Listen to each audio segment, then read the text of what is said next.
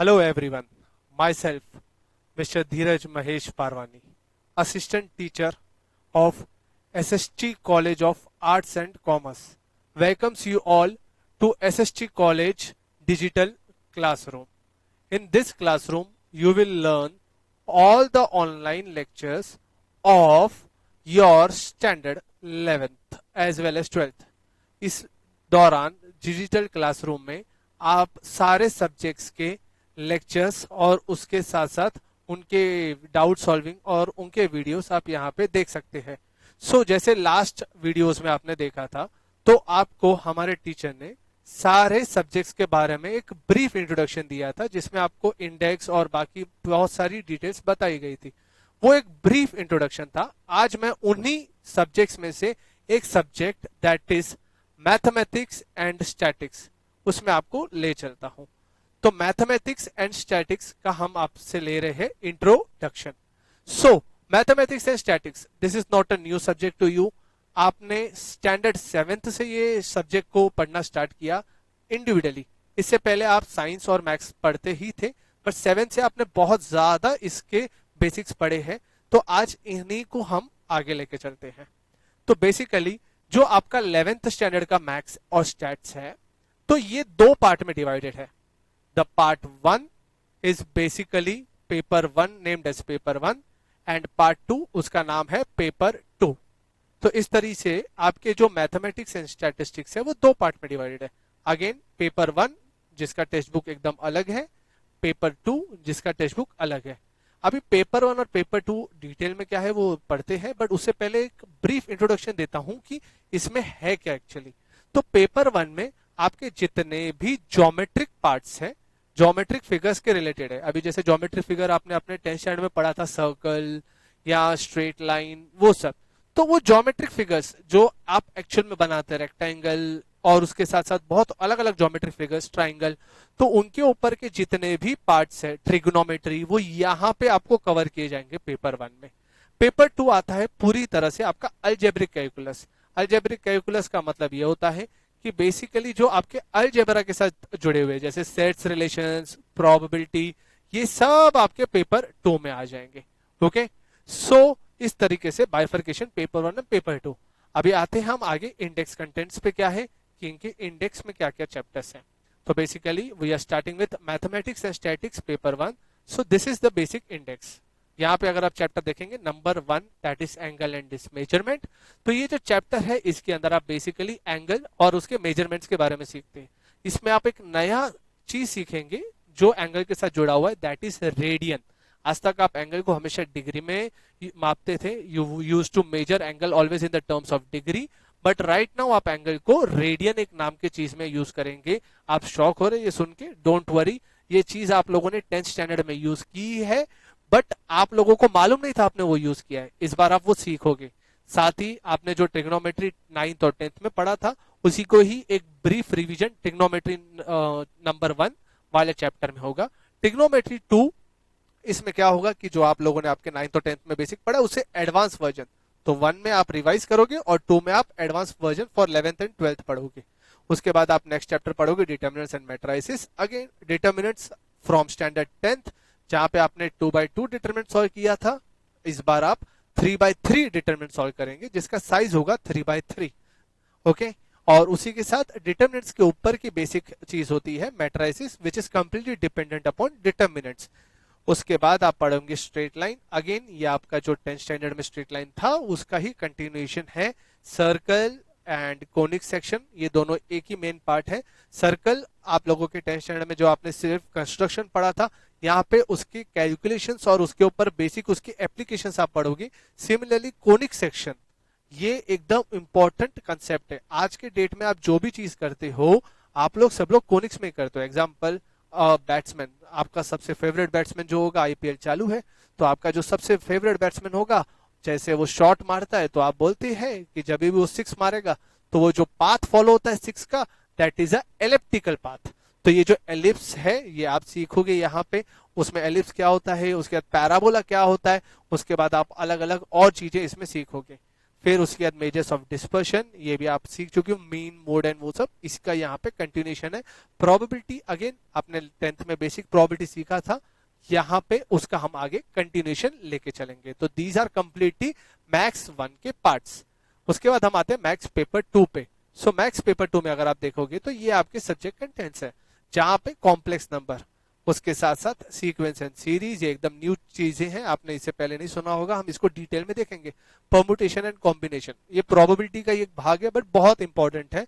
Methods of induction and binomial theorem, binomial theorem use करके आपने आज तक जो फॉर्मूला सीखे A plus B the whole square या A plus B the whole cube, आपने ये फॉर्मूला सीखी आज तक। आपने कभी भी A plus B raise to 5 नहीं सुना होगा, आपने A plus B raise to 6 नहीं सुना होगा, बट ये बायनोमियल थ्योरम यूज करके आप ए प्लस बी रेस टू 100 तक भी निकाल सकते हो, 1000 भी निकाल सकते हो, 10,000 भी निकाल सकते हो। इसका इतना पावर है। तो ये बायनोमियल थ्योरम आप पढ़ोगे, उसके साथ साथ सेट्स एंड रिलेशन जो आप स्टैंडर्ड 9th में पढ़े थे, उसका यहाँ पे हम लोग कंटिन्यूशन करेंगे। जहां पे सेट्स तो आपने पढ़ा था, पर उसका सेट्स को रिलेशंस में कैसे यूज करते हैं वो हम लोग सीखेंगे, और रिलेशन हमारे मैथ्स के पॉइंट ऑफ व्यू क्या है वो हम सीखेंगे। उसके साथ ही फंक्शंस जो पूरी तरह से सेट्स और रिलेशंस के ऊपर ही जुड़ा हुआ है। नेक्स्ट चैप्टर आता है लिमिट्स एंड कंटिन्यूटीज, ये बहुत इंपॉर्टेंट है, और उसी के साथ डिफरेंशिएशन, ये मैथ्स की एकदम मोस्ट इंपॉर्टेंट बुनियाद है। ये आपको मैथ्स में तो काम आएगा ही, साथ में दूसरे सब्जेक्ट्स जो आप साइंस में पढ़ेंगे उसमें भी बहुत बहुत ज्यादा काम आएगा। फिजिक्स में ऐसा समझे 50% जो आप मैथ्स में पढ़ोगे वो डायरेक्टली फिजिक्स में आपको काम आएगा। ओके, सो हम आगे चलते हैं। तो आज हम जो टॉपिक चालू करने वाले हैं वो है पेपर 2 में से चैप्टर नंबर 1 कॉम्प्लेक्स नंबर। अरे बच्चे बोल रहे हैं कि sir chapter number 1 complex number ही क्यों चालू कर रहे हैं? तो ये जो है इसकी बुनियाद आपके 10th स्टैंडर्ड से जुड़ी हुई है, आपका पूरा का पूरा 10th इसके अंदर है, और ये सबसे इंपॉर्टेंट चैप्टर है। आज अगर आप 11th में इसको स्टार्ट करो, आप 12th में इसका यूज करोगे, अगर आप आगे इंजीनियरिंग या किसी भी कैलकुलस पार्ट में जाते हो, कॉम्प्लेक्स नंबर खुद पूरी तरह से एक सब्जेक्ट बन जाता है, एक चैप्टर नहीं बनता है, वो वहां पे एक पूरा सब्जेक्ट बनता है। जैसे अभी आप फिजिक्स मैथ्स देख रहे हो, एक सब्जेक्ट है, वैसे कॉम्प्लेक्स नंबर एक पूरा सब्जेक्ट बनता है। इसके अंदर इतनी पढ़ाई है कि आप सोच भी नहीं सकते हैं। तो आइए इसके बेसिक्स से स्टार्ट करते हैं कि ये बेसिक्स क्या है। तो पहले पहले बच्चे बोलते हैं कि सर कॉम्प्लेक्स नंबर की जरूरत क्या है, इतने सारे नंबर सीरीज हमको मालूम है, हमको आपने बताया हुआ है होल नंबर, आपको नेक्स्ट मालूम है नेचुरल नंबर। होल नंबर क्या होता है उसको मैं थोड़ा शॉर्ट में बताता हूं। Whole numbers are the numbers which are starting from 0 and they are ending on infinity, but इसमें फ्रैक्शन पार्ट नहीं आता है। मतलब 0 से स्टार्ट होगा, फिर 1 आएगा, फिर 2 आएगा, फिर 3 आएगा, ऐसे जाते जाते टिल इंफिनिटी आएगा, बट पॉइंट वाले आंसर्स नहीं आते इसमें। 1.1 1.2 ये सबको आप होल नंबर्स नहीं बोलते। सिमिलरली नेचुरल नंबर्स पे आते हैं, नेचुरल नंबर 1 से लेके इंफिनिटी तक चालू होता है। अगेन इसके अंदर फ्रैक्शन वैल्यूज नहीं आते, 1.1 1.2 ऐसे वाली चीजें इसके अंदर एग्जिस्ट नहीं करती। तो ये कहां से स्टार्ट होता है? ये 1 से स्टार्ट होता है और जाता है इंफिनिटी तक।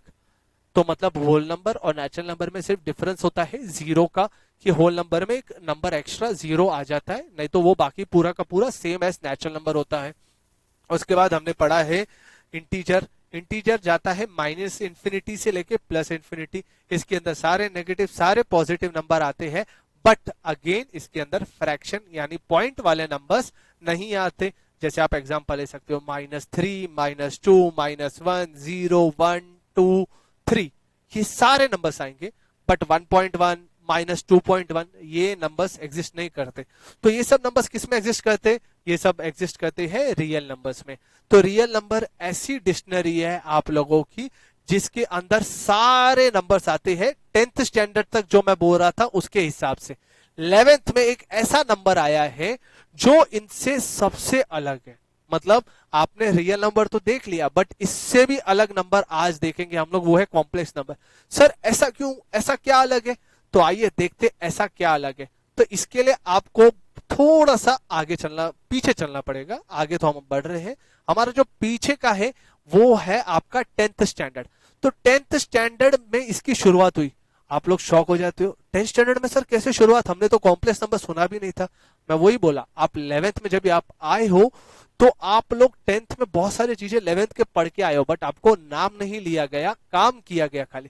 बस इस बार हम नाम भी लेंगे इसका। तो 10th में आपने एक टर्म पढ़ा था, उसका नाम था डेल्टा।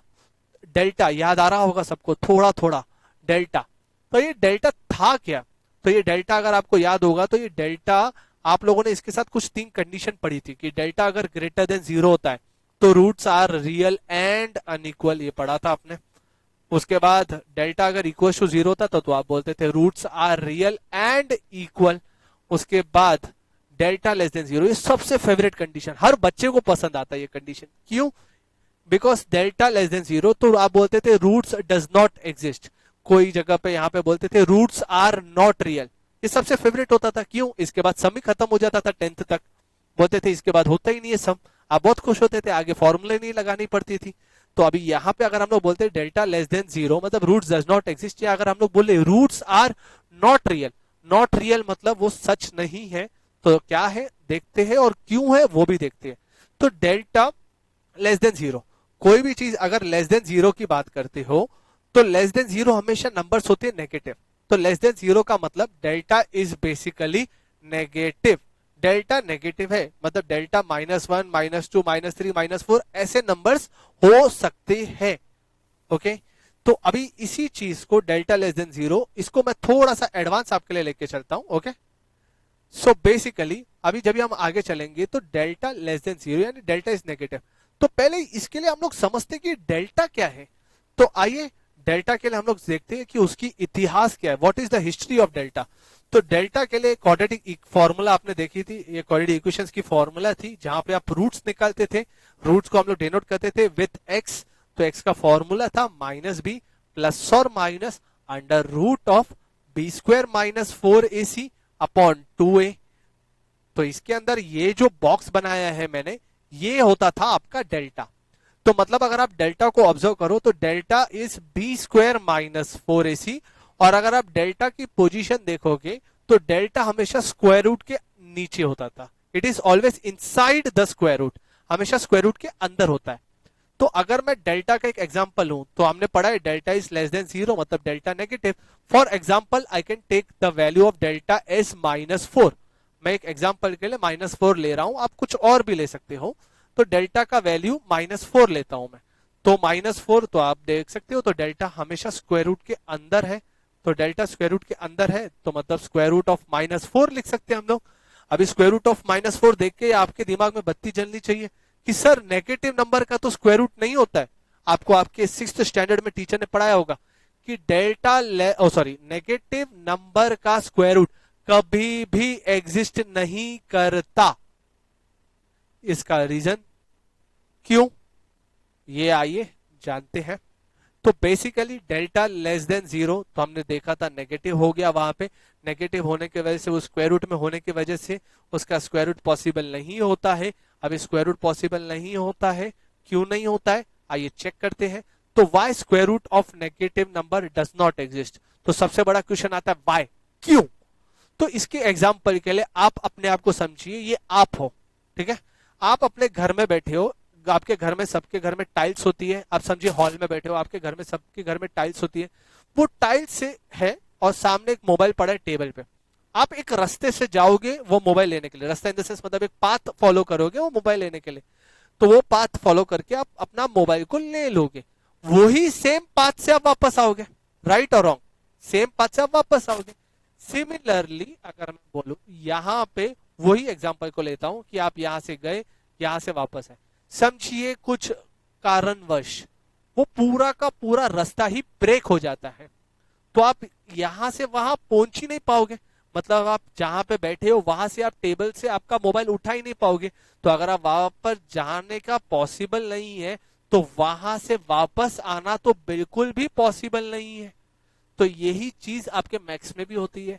एग्जाम्पल +2 का अगर आप स्क्वायर लेते हो तो आप सबको मालूम है +2 का स्क्वायर होता है 4। वही अगर आप -2 का स्क्वायर लेने की कोशिश करोगे तो -2 का भी स्क्वायर होता है 4। तो ऐसा कौन सा नंबर है जिसका स्क्वायर होता है -4? ऐसा कोई नंबर जिसका स्क्वायर होता है -4?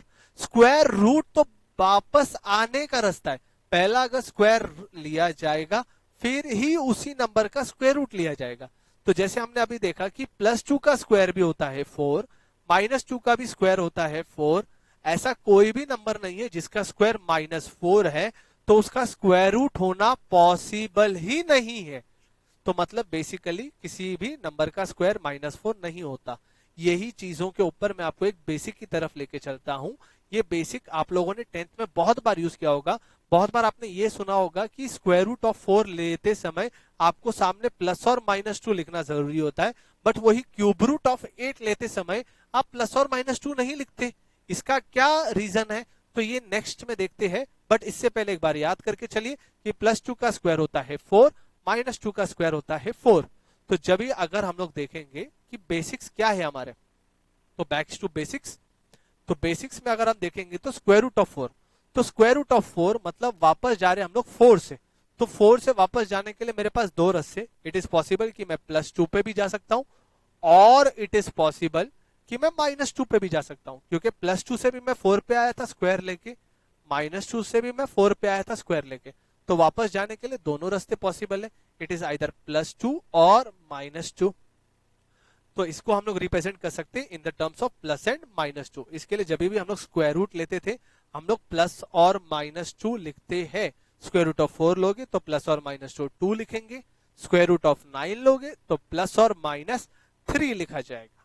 तो क्यूब रूट में ऐसा क्यों नहीं होता है, क्या प्रॉब्लम है क्यूब रूट में? तो आइए पहले क्यूब चेक करते हैं।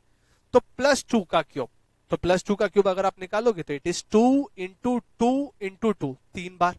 तो 2 इंटू 2 इंटू 2 करोगे तो आंसर आता है 8 +8। वही अगर आप -2 का क्यूब करोगे तो -2 का क्यूब होगा -2 इंटू -2 इंटू -2 3 टाइम्स। तो -2 इंटू -2 इज 4, 4 इंटू -2 इज -8। तो -2 का क्यूब आएगा -8। तो बेसिकली अगर आप देखोगे +2 से आप जा रहे हो क्यूब लेके +8 पे, वही सिमिलरली -2 से क्यूब ले रहे हो तो जा रहे हो -8। मतलब यहाँ पे किसी नंबर का क्यूब नेगेटिव होता है, स्क्वायर जैसा नहीं। स्क्वायर में नेगेटिव होता ही नहीं था, तो उसी हिसाब से क्यूब रूट तो वापस आने का रास्ता हुआ। तो अगर आप +8 का क्यूब रूट लोगे तो आंसर आएगा +2, क्योंकि +2 का क्यूब लेके आप 8 पे आए थे, तो 8 का क्यूब रूट लेके आप +2 पे जाओगे। वही अगर आप क्यूब रूट ऑफ -8 लोगे तो आप जाओगे -2, बिकॉज आप -2 का क्यूब लेके -8 पे आए थे। तो उसी हिसाब से -8 का क्यूब रूट लेके आप -2 पे आओगे। ओके, सो होपफुली ये सब क्लियर हुआ होगा। हम आगे बढ़ते हैं। सो इसके बाद हमने ये सीखा कि square root of negative number does not exist.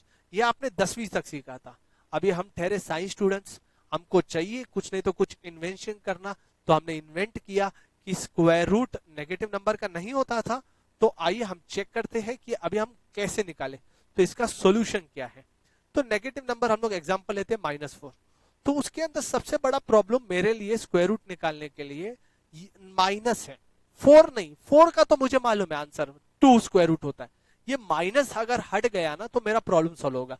तो ये माइनस हटाने के लिए हम लोग इसको ऐसा लिख सकते हैं कि 4 इंटू -1। अगर आप मल्टीप्लाई करते हो 4 इंटू -1, वो -4 ही आता है। तो बेसिकली इसको हम लिख सकते हैं 4 इंटू -1। सो 4 इंटू -1 को अगर आप देखोगे तो यहाँ पे हम लोग दोनों को स्क्वायर रूट सेपरेट कर देते हैं। तो we can write it as square root of 4 into square root of -1। तो बेसिकली द प्रॉब्लम जो हम लोग के लिए है कि स्क्वायर रूट ऑफ -1 एग्जिस्ट ही नहीं होता है। एग्जिस्ट मतलब जिंदगी में वो सच्चाई है ही नहीं। That's why we always term it as कि the numbers are not real, are not real. मैं हर बार स्पेसिफिकली एक चीज को एम्फोसिस कर रहा हूं कि नॉट रियल। तो कभी कोई चीज अगर रियल नहीं होती तो वो हो जाती है इमेजिनरी। तो ये जो रूट ऑफ -1 है, this is not real, so it is termed as imaginary, and उसको मैं नाम देता हूं I। I is a symbol जिसका नाम होता है आयोटा, जिसका नाम है iota. It is a Greek symbol. तो बेसिकली इसको बोलते हैं I। तो मतलब बेसिकली अगर मैं बोलूं तो स्क्वायर रूट ऑफ -4 में तो दो चीज से हम लोगों ने उसको डिवाइड किया। दैट इज एक है √4 और एक है रूट ऑफ -1।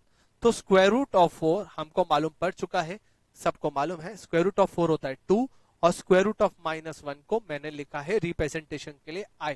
तो always square root of -1 would be I, and square root of -1 जो आप लिखोगे वो हमेशा हमेशा इमेजिनरी कहलाया जाएगा। तो देयरफॉर स्क्वायर रूट ऑफ -4 को आप बोल सकते हो 2i, where i is equal to square root of -1। Similarly किसी और नंबर का अगर हम लोग देखेंगे तो स्क्वायर रूट ऑफ, अगर मैं -9 निकालूंगा तो कितना आएगा, तो स्क्वायर रूट ऑफ -1 को वही सेम प्रोसीजर से हम लोग इसको पहले लिखेंगे स्क्वायर रूट ऑफ 9 इंटू -1, उसके बाद उसको सेपरेट करेंगे, लिखेंगे square root of 9 into square root of -1, उसके बाद स्क्वायर रूट ऑफ 9 का हमको स्क्वायर रूट आएगा that is 3, and square root of -1 को हम लोगों ने जैसे रिप्रेजेंट किया था उसका नाम आ जाएगा i, जहां पे i की वैल्यू होती है स्क्वायर रूट ऑफ -1। तो बेसिकली आपने कॉम्प्लेक्स नंबर देख लिया कि जो हमारा प्रॉब्लम था square root of negative number does not exist, उसको हम लोग ने कैसे रिजॉल्व किया। तो इससे हम लोग एक इंपॉर्टेंट चीज डिराइव कर सकते हैं कि जब भी हम लोग कॉम्प्लेक्स नंबर्स की बात करेंगे तो उसके अंदर आई नाम का शब्द हमेशा हमेशा आएगा। I is the most important, उसी से ही पूरा कॉम्प्लेक्स नंबर बना है, और ये रियल नंबर्स का एकदम ऑपोजिट है, क्योंकि रियल नंबर हमेशा रियल जो सच में एग्जिस्ट करते हैं उसके लिए बना हुआ है, एंड कॉम्प्लेक्स नंबर्स उन नंबर्स के लिए है जो इमेजिनरी होता है उनके लिए बना है। तो ये पूरी तरह से इमेजिनरी पार्ट में चला जाता है, तो ये एक दूसरे के ऑपोजिट है, इसके लिए इसको डिफाइन करना जरूरी था। होपफुली आपको सबको समझा होगा कि क्यों इसका डिफाइन करना बहुत जरूरी था, क्यों ये नंबर को पढ़ना हमारे लिए बहुत जरूरी है। तो बेसिकली ये चीज आप लोग जो जो सुनोगे वो डायरेक्टली अभी आपके चैप्टर्स में जुड़ेंगी। तो इसी के साथ हम अपनी चैप्टर की पहली एक्सरसाइज 1.1 स्टार्ट करते, उसमें क्वेश्चन नंबर 1 स्टार्ट करते। तो क्वेश्चन नंबर 1 अगर आप देखेंगे तो इट इज सिंप्लीफाई। सिंप्लीफाई करने का मतलब होता है इसको एक फाइनल आंसर मतलब शॉर्ट आंसर में निकालिए। ये प्रूव दैट नहीं है, ये सिंप्लीफाई। सिंप्लीफाई मतलब एकदम शॉर्ट में, एकदम फाइनल 1 वर्ड या 2 वर्ड्स में आंसर निकाल के दीजिए, इसको बोलते हैं सिंप्लीफाई मैथ्स में। तो बेसिकली सिंप्लीफाई द सम इस तरह से मैं आपके लिए पढ़ लेता हूं। It is square root of -16 plus 3 square root of -25 plus square root of -36 minus square root of -625। तो इसका आंसर क्या आएगा वो आपसे पूछा गया है। तो सॉल्व करना स्टार्ट करते हैं। तो बेसिकली इसको सॉल्व करेंगे तो पहला स्क्वायर रूट ऑफ -16, जैसे आपने स्क्वायर रूट ऑफ -4 को लिखा था, क्या लिखा था आपने, square root of 4 into square root of -1। उसके बाद आपने स्क्वायर रूट को सेपरेट किया था square root of 4 into square root of -1। उसी हिसाब से हम लोग ने डायरेक्ट स्टेप में लिखा कि square root of -16 can be written as square root of 16 into square root of -1। Similarly next में आप देख सकते हैं 3 वैसे ही रहेगा।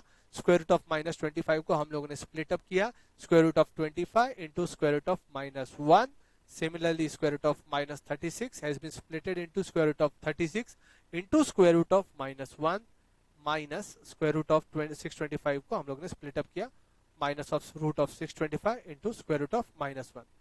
तो स्क्वायर रूट ऑफ 16 अगर आप देखोगे तो स्क्वायर रूट ऑफ 16 आपको मालूम है सबको 4 होता है, और स्क्वायर रूट ऑफ -1 आप सबको मालूम है दैट इज बेसिकली i। उसके बाद plus 3 into square root of 25 is 5, और स्क्वायर रूट ऑफ -1 को हम लोग ने रिप्रेजेंट किया i। Similarly square root of 36 basically it is 6, square root of -1 is i। Again 625 का square root is -25i। So basically यहां तक हम लोगों ने इसको सिंप्लीफाई किया। अभी जस्ट एक बीच का मल्टीप्लिकेशन सॉल्व करेंगे तो सेम तरीके से लिखते जाएंगे। तो यहाँ पे आ जाएगा 4i and after that 3 into 5 that is 15i, 6i similarly -25i। सो हम लोग क्या करेंगे, सारे पॉजिटिव नंबर्स को एक साथ ऐड करेंगे। तो पॉजिटिव मतलब जिसके पास प्लस साइन है। तो एग्जाम्पल अगर आप पहले देखोगे 4i, उसके आगे कुछ भी साइन नहीं होता है तो उसको पॉजिटिव बोला जाता है। तो हम लोग 4i को प्लस में गिनेंगे तो 4i plus 15i that is 19i, 19i plus 6i that is 25i। तो बेसिकली उनको ऐड करके हमको मिला 25i, पीछे -25i हमारा रेडी है। So 25i minus 25i answer would be equal to 0i। Okay, तो इसी के साथ अगर हम देखेंगे तो हमारा जो फाइनल ये जो पूरा सम था कि root of -16 plus 3 root of -25 plus root of -36 minus root of -625, इसका आंसर आता है 0i। अभी आप बोलोगे सर ये i क्यों लिखा, ये i इसलिए लिखा फॉर रिप्रेजेंटेशन, बिकॉज 0 के साथ आप कुछ भी लिखोगे तो आंसर 0 ही होता है। i सिर्फ इसके लिए लिखा है कि हम लोगों ने जो एडिशन सब्ट्रैक्शन किया है ये इमेजिनरी नंबर्स में किया है, इसके लिए जो हमारा आंसर 0 आया है वो इमेजिनरी में है, वो रिप्रेजेंटेशन के लिए। एक्चुअल आंसर वो 0 ही रहेगा, because anything into 0 is always 0, but it is mere representation. Okay, so इसी के साथ हम लोग नेक्स्ट सम की तरफ चलते हैं। नेक्स्ट सम मैं बोर्ड पे ला रहा हूं। ओके, तो बेसिकली आप लोग प्लीज मेरे वीडियो को पॉज कीजिए और आप खुद से करने की कोशिश कीजिए और कमेंट सेक्शन में इसका आंसर भी पोस्ट कीजिए कि आपको आंसर क्या मिला। ओके, तो आइए हम आगे सॉल्यूशन की तरफ इसको देखते हैं। तो basically same sum 4 root of -4 plus 5 root of -9 -3 root of -16। तो बेसिकली जो स्क्वायर रूट के नेगेटिव टर्म्स है हम उनको सेपरेट करना स्टार्ट करेंगे। तो 4 वैसे ही लिखा जाएगा जो पहले नंबर है। स्क्वायर रूट ऑफ -4 को स्प्लिट अप करके लिखा जाएगा square root of 4 into square root of -1। Similarly 5 वैसे ही लिखेंगे। स्क्वायर रूट ऑफ -9 को सेपरेट आउट करेंगे, that is square root of 9 into square root of -1। Similarly -3 को वैसे ही लिख के स्क्वायर रूट ऑफ -16 को हम लोग सेपरेट आउट करेंगे, that is square root of 16 into square root of -1। उसी के साथ हम लोग आगे स्क्वायर रूट्स लेंगे और आई इंट्रोड्यूस करेंगे। तो 4 वैसे ही रहेगा, स्क्वायर रूट ऑफ 4 हमें आंसर मालूम है, that is 2। Square root of -1 that is i, plus again 5 square root of 9 that is 3, square root of -1 that is i, -3 square root of 16 that is 4 and square root of -1 that is i. तो basically multiplication को पूरी तरह से perform करते हैं और आगे बढ़ते हैं। तो that is 4 into 2i it is equal to 8i। Next 5 into 3 that is 15i, -3 into 4 that is -12i। Again same concept से पहले जितने भी प्लस वाले उनको ऐड कर लेंगे और फिर आगे आंसर निकालेंगे। तो 8i और 15i को ऐड करके वी गेट 23i, -12i पीछे बैठा हुआ है, तो आंसर आएगा 23 -12i that is equal to 11i। तो जिन्होंने कमेंट बॉक्स में राइट आंसर लिखा है, वेरी गुड। तो basically 4 root of -4 plus 5 root of -5 -3 root of -16 is equal to 11i। तो बेसिकली हम लोगों ने जो हमारे कॉम्प्लेक्स नंबर के बेसिक थे उसको समझा, उसको क्या कॉम्प्लेक्स नंबर का जरूरत था, क्यों कॉम्प्लेक्स नंबर बना और कैसे बना, उसको हम लोगों ने सीखा। और उसी के ऊपर हम लोगों ने एक्सरसाइज 1.1 की आज के दिन में 2 क्वेश्चंस सॉल्व किए। ओके, इसी के साथ आज के दिन की ये जो पढ़ाई है इसको हम लोग यहीं पे स्टॉप करते हैं। आगे के लिए आप सब्सक्राइब कीजिए चैनल को, उसी के साथ लाइक भी कीजिए इस वीडियो को अगर आपको अच्छा लगा होगा। और आगे के वीडियोस के लिए प्लीज आप ज्वाइन होते रहिए, आप देखते जाइए आगे क्या क्या वीडियोस आपको हम अपलोड करते हैं। तो नेक्स्ट लेक्चर में हम इसके आगे के पूरे कंसेप्ट्स पढ़ेंगे। Okay, thank you very much.